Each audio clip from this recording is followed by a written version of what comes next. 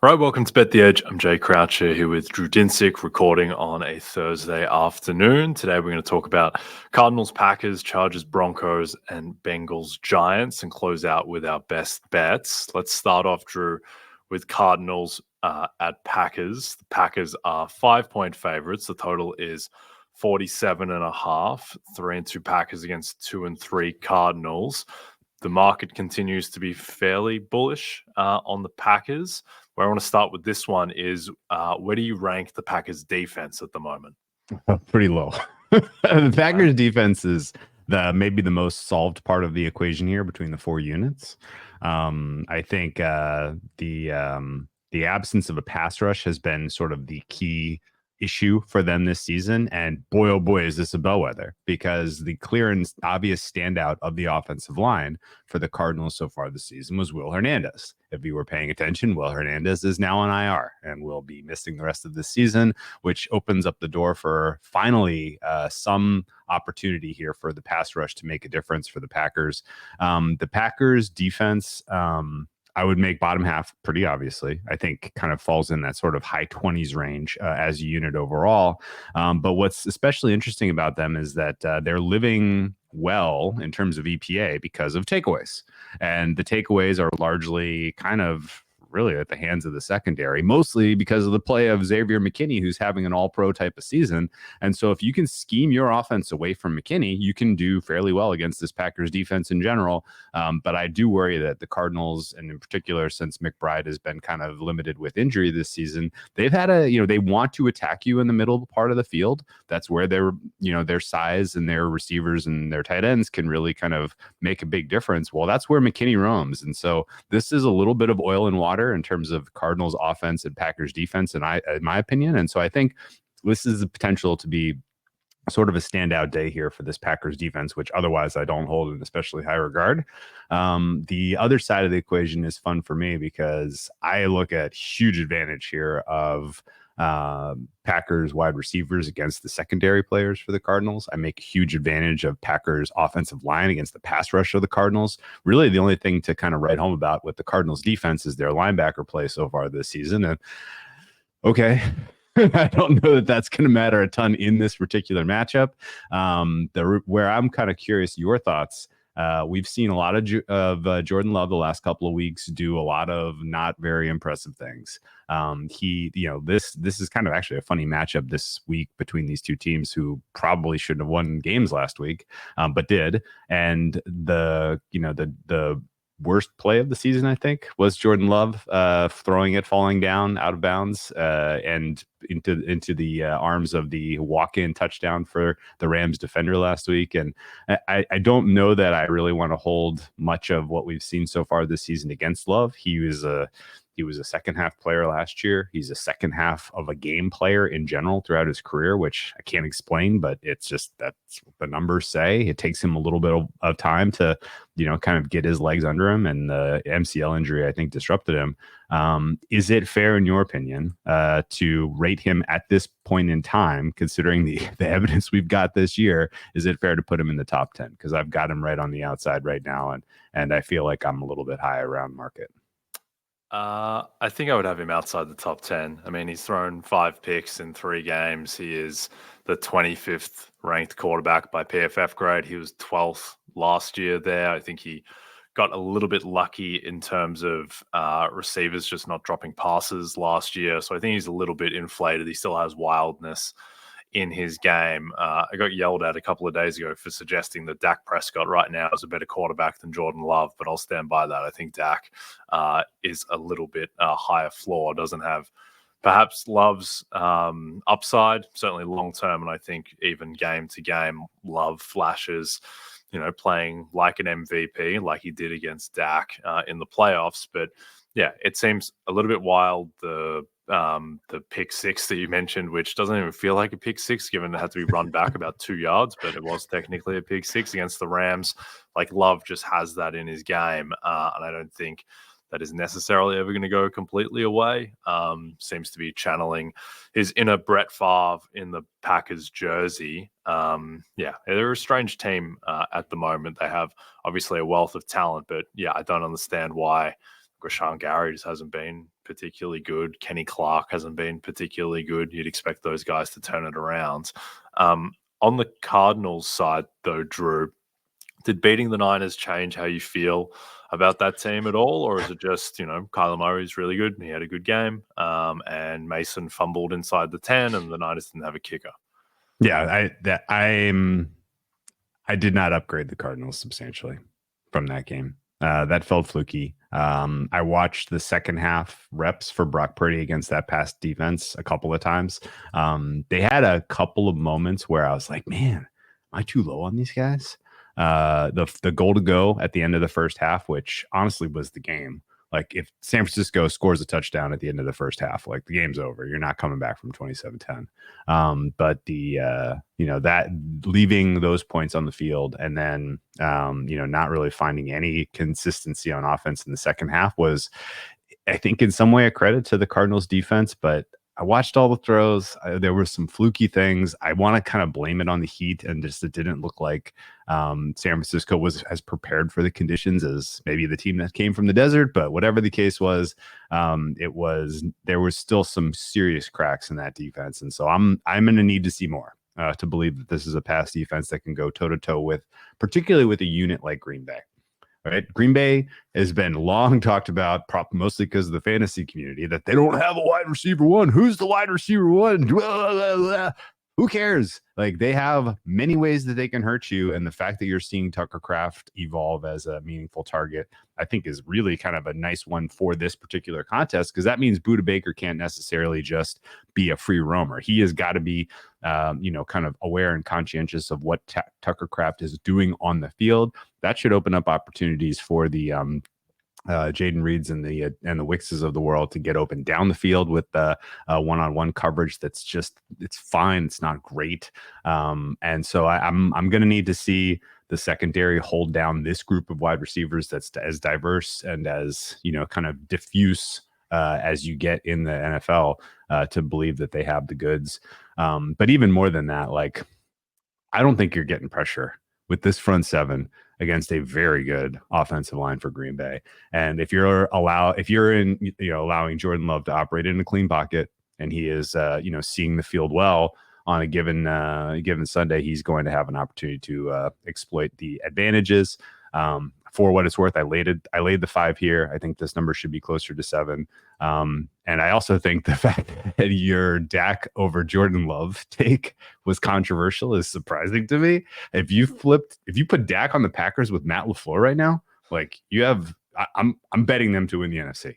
Like, period. Like, at this price, if you put a more stable quarterback with Matt LaFleur, like, boom, these guys are gone. Yeah, I think Jordan Love can get there by the end of the season, but he needs some more reps. He needs some more maturation. And I don't think it's ultimately a good thing that he's already getting all of these Favre comps, because I don't think you necessarily want him to be a gunslinger. I think he can operate a Matt LaFleur offense extremely, extremely efficiently, as we saw in the second half of last year, and they just need to find that groove again. Yeah, I think there are kind of Jason Tatum elements in his perception where Dak is the archetype of the person who would be underrated, I think, by the masses, given that he over-indexes on regular season great performance and then has been horrific in the playoffs. Now, his playoff reputation is hopefully it goes away now that he's won a title, but Tatum's been much better in the playoffs than people give him credit for. But I do think there is that idea certainly about Dak, and Dak, to be fair, has kind of brought it upon himself. He's been terrible in some of these playoff games, so maybe it's more like Joel Embiid, who has also been terrible in some big spots. But yeah, I think Dak finished second in MVP last year and was the favorite, and everyone was on board with Dak winning MVP with a month to go in the season, and now he's just like, now he's talked about in the same breath as like Jared Goff. Like, Dak is a couple tiers above that, in my opinion.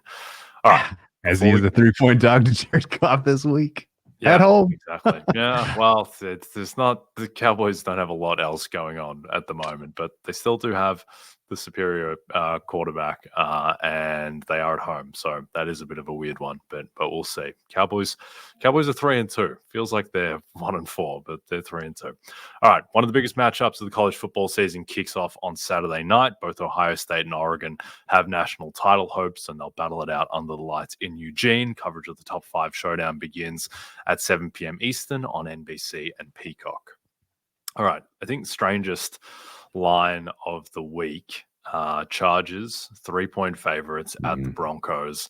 The total is 35.5. I think if you asked most people in this space where they rate these two teams, it would be like Broncos are somewhere between 2 and 3 points worse than your average team on neutral, and the Chargers are about a neutral rated team. So how are the Chargers 3-point favorites in Denver? Is this purely about the value of coming off the bye and that the Chargers are going to be significantly better now that they are healthier than they were going into the bye? Or how do you square this line? I can't. I can't at all. And I took the 3. I saw it move off the 3 to 2.5 yesterday, and I was like, oh, look at me. Got a nice little important half point in my pocket. It's back to 3. So somebody pretty clearly believes that the Chargers are going to have their game of the year in this particular matchup. And, it is difficult to price the Chargers because, number one, we only have 4 games on them. And number 2, the 4 games we have are half of them are useless, or 2/3 of it is useless because of the injuries that they sustained, in game 2 and game 3 and part of game 4. So there seems to be some belief in the market that not only is Justin Herbert going to be 100% now with the break that he got, but that he is going to be able to elevate all of the lackluster weapons that the Chargers are operating with, because that's the only way that you're covering margin against a Broncos team that has a legit top 10 defense on the road. And I can't get there whatsoever. The Chargers defense, we can kind of come back to this in a second, I suppose. But like, if you want to just kind of bang the drum that the Chargers defense is going to keep Nicks in a bottle because his depth of target is so short, and they're just not running sophisticated NFL offense, fine. But I definitely will pay to see Herbert with these weapons succeed against the Broncos defense that is is overachieving to the point of you have to just acknowledge that they're just flat out good. They're getting excellent pass rush. They're getting CB1 performance out of Pat Surtain. The linebacking core lost Alex Singleton and was able to adapt and adjust with backfill immediately, to the point where they were extremely impressive on the road against the Jets. And then last week, they were the distinguishing factor in the win against the Raiders. And so I give up. This Broncos defense is good, and they need to be rated accordingly. The pass rush is going to have an interesting matchup in this contest, as I'm not expecting Slater to go. Now, if Slater goes and Alt is back and he's 100%, and this becomes a matter of mistakes on the Broncos offensive side lead to short fields and lead to ball possession for the Chargers, then okay, fine. Like, that's one game state, and it is a very narrow likelihood, in my opinion, that that's sort of how this goes. I think this is going to be a very competitive game. I'm happy to have +3 with the home team in pocket. And just for the record, like, I make Denver the 29th best offense in the NFL. I make them an 8th best defense. I think they are a -1.4 relative to a neutral team. So I'm not even really I'm not really like believing in this team. Their schedule is soft enough and the wins are banked to the point where they can make the playoffs. Like, this is absolutely in the cards. I think 9 wins is very much kind of center median, center body and range of their center of the body and range of their outcomes for this season. And Chargers, I'm just not seeing it yet. I would have to make this Chargers defense like top 3 in the NFL in order to get -3 as a fair price for this one, which has really kind of confounded me because, okay, DVOA says the Chargers defense is number 2. What? I thought we were adjusting for strength of opponent with DVOA. They've gone up against absolute nothing at quarterback. And I'm not even saying that Bo Nix is a good quarterback, but I'm just saying like there's an awful lot that they still have to prove that they can stop the short game and that they can get off the field when you're up against a decent rushing attack. And Sean Payton's not really covering himself in glory so far in the development of Bo Nix, in my opinion, but it's working. And I think that there's a chance that the Broncos notch another win at home, even against a Chargers team that is coming off a bye and is healthy. Yeah, I could be wrong. My understanding of DVOA is that it's a little bit flawed in that there will be an opponent adjustment for Carolina based on some of the games that Andy Dalton has played, and doesn't take in the fact that the Chargers got to play the ghost of Bryce Young. I think with these 4 units, special teams, but 3 of them are relatively known commodities. The Denver offense is bad. The Denver defense is good, but probably not, top 1, 2, probably mid to bottom of the top 10. The Chargers offense kind of is what it is, where there's not a great deal of talent, but Herbert and an improved or healthier offensive line gets them to a level of respectability. But with the Chargers defense, I don't really know what this unit is, because they've had 4 relatively solid showings, but they haven't, to your point, like they haven't really played a great deal. They played the Raiders, who are a debacle. They played Bryce Young, next level debacle. They played the Steelers offense, which is not very good. And then they played the Chiefs when the Chiefs lost to Rashee Rice. So I don't really know what to make of this defense. Do you think there is a ceiling to it? Because there is talent on the defense, and Derwin James will come back. Khalil Mack is still really good. The corners have probably performed better than expected, but Joey Bosa's not practicing. The other D lineman outside of my man Thule and Mack doesn't look great. Safeties outside of Derwin James not great. So do you think there is a ceiling to the defense, or is it just a kind of is it an average to below average unit? I think it's average, and I think there's more scope for it to be proven to be below average. Yeah. I just don't think there's enough talent outside of pass rush, and the pass rush itself is completely inconsistent because of injury to be above average. I guess like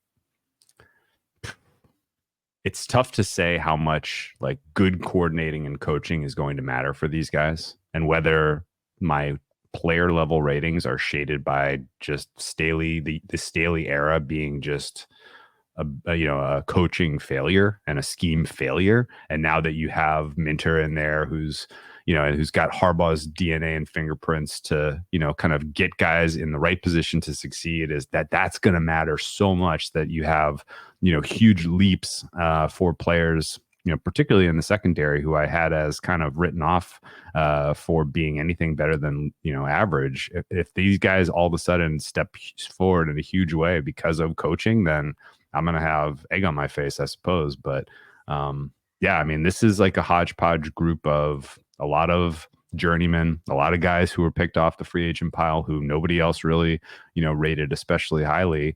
And then elite pass rushers in Khalil Mack and Joey Bosa when available. So it is not, in my opinion, sort of the type of unit that breaks out in a way that they, finish in the top 10 of the league. And, you could maybe say a lot of the same stuff about Denver, but at least you have a bona fide CB1 in Pat Surtain who can anchor your pass defense. Whereas I don't feel that way about Asante Samuel Jr. at all. And Christian Fulton, I think, is maybe a hair underrated, just in the way that he's graded, but not much. And I think Jasir Taylor is a little bit of a liability at nickelback. So I don't know. I mean, it's going to be very instructive for me over the middle portion of the season, because right now Unpredictable would say that this defense is treated as the best by market, based on the way that you're looking at this week's line, next week's line, and they don't play a lot of very good teams. So they may just continue to kind of get by based on quality of opponent. But I'm going to be betting against them a lot through the month of October and November, and I'm going to learn the hard way if they actually are top 10. Yep. Last thing before we move off of this game, do you think there's anything to the idea that Patrick Surtain, who, by the way, people like Surtain's been incredible. He's probably the best corner in football. he got absolutely cooked by George Pickens a couple of weeks ago. Like Pickens, it's just that there was the PI and then there was a long touchdown called back by something unrelated to the long touchdown being given up. So Surtain's been great, but it's not like he's been absolutely flawless. Do you think there's anything to the idea that the Broncos defense will deflate in value a little bit when they play teams like, say, the Chargers or their 2 games against the Chiefs, who don't have really a true wide receiver one who's integral to the offense, and that the overall Denver defense becomes less impactful because there's no one for Surtain to completely shut down? Like, yeah, if Surtain shuts down Lad McConkey or Quentin Johnston, like, congratulations, doesn't really matter. Yeah, there's scope there, surely. But at the same time, like, yeah, I mean, you're right though. Coverage is noisy, and Surtain belongs in the discussion among the top 5 in the NFL in terms of quarterback coverage, but maybe not one. And yes, if you don't have an easy and obvious finger to put on an offense, then you could get, you could see there being success elsewhere. That was one of the, that's one of the sort of the quiet edges out there. But it's not enough for me to say that, hey, if you shut down McConkey, Quentin Johnson, now I'm afraid of Quentin Johnson, or vice versa. Like, there's such a dearth of ways that the Chargers can hurt you offensively that I'm just really ready to pay to see it. And yeah, it's not, it doesn't feel great to be on the other side of what looks like a significant move back to 3. But the buy is only worth so much, and it may be worth a lot to this Chargers team because of who got healthy. But I kind of need to pay to see it, that either this is a top 5 defense, or that Justin Herbert is coming into this game at full strength and is going to be able to elevate this offense to the tune of covering more than a field goal. Yep. Understand everything you're saying, and it's a very unsophisticated opinion, but it is the type of thing where everything points to the Broncos at price, and then you turn on the television and you have Bo Nix going to war for you against Jim Harbaugh and Justin Herbert. And not that it's not always that simple, but it's just not a great feeling to have in the pit of your stomach. All right, this Sunday night, don't miss Joe Burrow and the Bengals travel east for a date with the New York Giants. Coverage of the matchup in the Meadowlands begins at 7 p.m. Eastern on NBC and Peacock.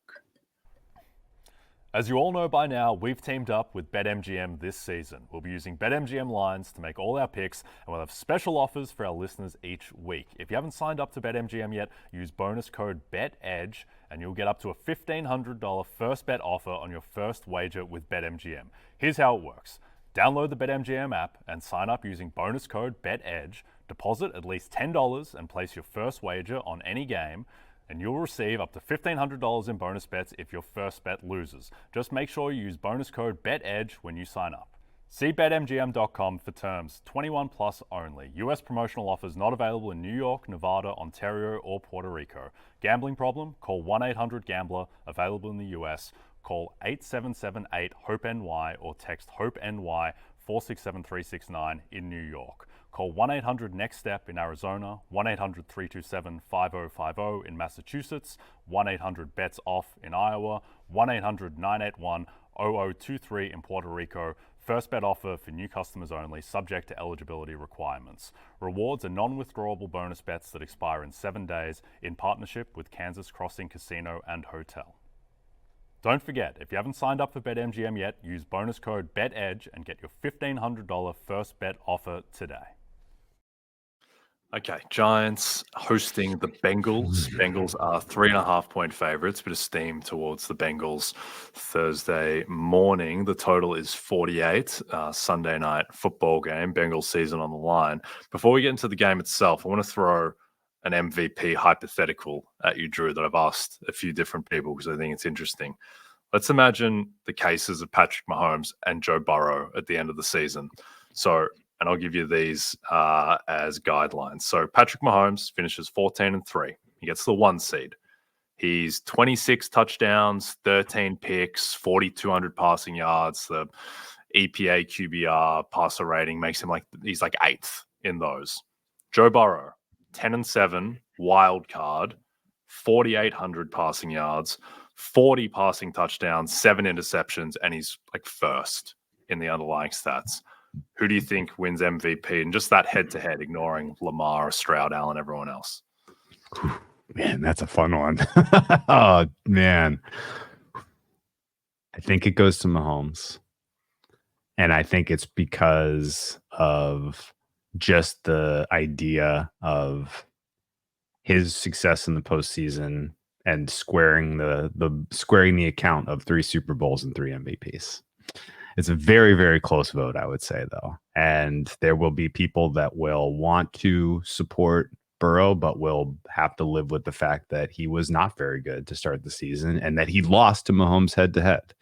And I don't ultimately think that matters at all, because especially because like that victory had very little to do with the way Patrick Mahomes played in that game. And it had a lot to do with the fumble recovery that was, in hindsight, like I'm not sure why it wasn't reviewed more carefully, but it was it will be kind of the secondary, tertiary, quaternary factors that people will kind of use as tiebreakers. I think in the absence of a playoff spot, Burrow's eliminated. Yeah, he has to make the playoffs. He has to make the playoffs, and honestly, he's gotta be 10 wins at least. It's got to be 10 wins at least, and he probably can't be the 7th seed. It's probably got to be 6th seed, 5th seed, maybe. I don't know. I think the lowest seed to ever get the MVP was 5 off the top of my head. Peyton won as a wild Peyton card, with the 5th seed, right? Well, Peterson went like 10 and 6, and I think he was a 6th seed, but it was kind of its own thing. That's its own category. But I think with the head-to-head things, I think that stuff took on inflated importance last year because it was such a weird field. Sure. And it was also just happened to be timed where the 2 MVP favorites happened to play each other in week 16 when Lamar played Purdy. I think, does anyone remember that in 2022 when Mahomes won MVP, I think almost unanimously, that Josh Allen was the 1 seed with 2 weeks to go and probably would have gotten the 1 seed if not for what happens at Damar Hamlin. That season and going into the Hamlin game, like Mahomes was heavy favorite. Allen he just wasn't going to win MVP despite having pretty good stats. Does anyone remember that in like week 5, Allen went into Arrowhead and beat Mahomes as like a 3-point dog? Like, I think that kind of stuff, I think head-to-head matchups, they really help with like building pedigree. For instance, I think Brock Purdy, who plays Mahomes next week, it's pretty important for Purdy to win that game if he wants to get back in the MVP race, to build up his type of pedigree. Like, Jaden Daniels as well, I think would really benefit from head-to-head wins. With guys like Mahomes, Lamar, Burrow, Allen, like these guys are made men. And I don't think they don't need that kind of artificial bump. But I take the point. I think if I were a Mahomes backer and it's like week 15, and you're seeing like the stat head side-by-side comparisons of Mahomes and Burrow, and it's like Burrow leads in every single stat outside of 4 wins because he's got a terrible defense and Mahomes has got a great defense. I don't know how that shakes out. I just think it's interesting, and I think there is some Joe Burrow kind of Jaden Daniels Heisman potential where I don't think no one really blames Joe Burrow for this, for the fact they're 1-4. I think people are like, his defense is so bad he can't afford to make any mistakes, and it's not his fault. If they finish the season 9-3, interesting. So what actually has to happen then? I'm looking at the Bengals schedule right now. They could be the story of December. They could be in a situation where they need, like last year's Buffalo Bills and Josh Allen, where they need to win their final 4 games, which will all be very winnable, in order to get a playoff spot, right? Yeah. And that could be sort of the thing people talk about. It could be long decided and of no interest to write about that the Chiefs have already secured the 1 seed and have a 2-game lead on everyone else in the NFL. And so you might end up in a situation where you need CJ Stroud and the Texans to beat Mahomes in a high-profile game, to throw a little cold water on him and to get people to sort of forget about the Chiefs. And then boom, here's the next hot story, which is Burrow running down the stretch, lighting the world on fire with statistics, and then kind of scooping a playoff spot in the process. That would sort of be the path. But boy, is it it's going to be a narrow tightrope to walk, because if the Chiefs, largely based on their defense, secure the 1 seed comfortably in the AFC, I think it's going to be pretty easy for people just to move on to the next award and just put Mahomes at the top of the board. Yeah, I think there's an element too of like everyone. I think people just kind of attach themselves too much to these concepts of like, oh, if Mahomes is the 1 seed, he'll win MVP. Oh, Lamar Jackson can't win for a third time if he's never won the Super Bowl. Like, at the end of the day, people are going to say that. Yeah, at the end of the day, these are like human beings who follow football who are voting on the award. And if everyone thinks that Joe Burrow had a better year than Patrick Mahomes and Burrow's 10 wins in the playoffs and has a ton of momentum, like I think Joe Burrow can definitely beat Patrick Mahomes if he's a wild card and Mahomes is a 1 seed. Now, he'd be up against it and he'd have to have a huge statistical gap to bridge that, but certainly possible. But Drew, there is like a 36% chance that Joe Burrow's MVP case will be dead on arrival after Sunday night, because that is the chance that the Giants' money line gets up. So do you think that it will be dead on arrival, or do you think that the Bengals, they handle the Giants at the Meadowlands? Dude, when I made my numbers at the start of this week, I was like frothing to bet the Giants in this game.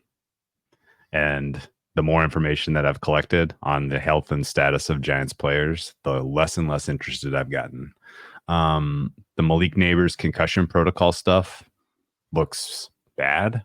The fact that he did not make a step forward today is a bad sign. And in the absence of Neighbors, if this is literally what that same offense that was able to put it together against the B squad for the Seahawks on Sunday, then their backs are against the wall. Also offensively against the Bengals team that is at least playing a hair better, if not solving any of their problems.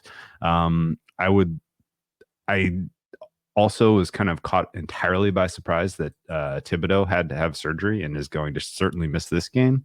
That was a nice matchup as I was looking at that, like, ooh, we got Thibodeau. Mims just got hurt. This guy that came in to back up Mims is unplayable. He's not good. But now Mims is back in practice as well. So it looks like the offensive line for the Bengals may be intact, while the defensive line for the Giants, which is their only kind of calling card defensively so far this season, looks injured. And so basically all of my angles into this game to bet the Giants have dried up. And I guess I'm glad I didn't get involved when it was at 3, because now it's at 3.5. And then people are kind of digesting this, believing that, yeah, the Bengals go and drop the hammer and, kind of reassert themselves as for real. The fact of the matter is the Bengals should have won more games than they have already won this season. They probably should have beat the Chiefs. They definitely should have beat the Ravens. I don't know that they should have beaten the Commanders. That felt like a true loss. I don't know that they should have beaten the Patriots. They weren't ready to play that day. The Bengals defense is bottom 5 in the NFL. The Bengals offense is top 2. I don't think this is really debatable, the way that they're playing and with full strength in the offensive, wide receiver skill position room right now. These guys are great. They're going to be able to score and put points on the Giants, and the Giants may not be able to answer in the absence of Neighbors. And so for these reasons, I think this is going to be a pass, particularly at 3.5. If you made me make any bet on this game, I would probably look to bet the Bengals team total over, as that is a bit too low, in my opinion. I'm projecting them to get to 27 points here. So that would be the only thing that I could advocate for. I think this total going down doesn't make a ton of sense to me. As again, like I would hold the Bengals defense up as a very beatable unit. And I think the Giants defense, in the absence of Thibodeau, is going to have a little bit tougher time getting any kind of pressure that would disrupt Burrow's ability to effectively run offense. Yep, that all makes sense to me. All right, let's jump to our best bets. I will kick us off, Drew. I'm taking Drake London, Detective Drake London, over 68.5 receiving yards at Carolina. I think there has been a market shift in the way that Drake London is utilized in this offense. He is playing 40% of his snaps in the slot. That is basically double what he was being used in the slot last season. That helps, I think, raise the floor of his production a ton. He's not just being stuck out wide with Desmond Ridder throwing to someone else, the opposition, typically. The past 2 weeks, Drake London's had 25 targets. He had 154 receiving yards against the Bucs, and that was despite leaving for a stretch where he's being checked for a concussion.